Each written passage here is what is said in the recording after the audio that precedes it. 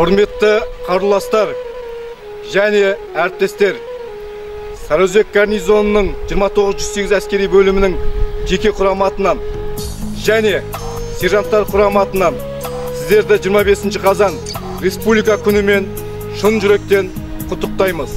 Бұл күн ата-бабамыздың арманы жүзеге асып, елімізге еркіндік сыйлаған ұлы күн. Республика күнінің қазіргі өткен ұрпақ үшін маңызы өте жоғары.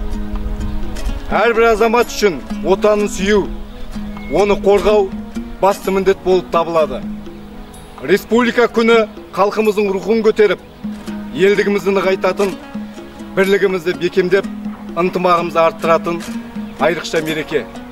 Тәуелсіз Қазақстанды қорғау, абыройлы қызметтеріңізге табыс тілеймін. Еліміз аман, жұртымыз тыныш болып, республикамыздың айбыны арта берсін. Республика күні құтты болсын.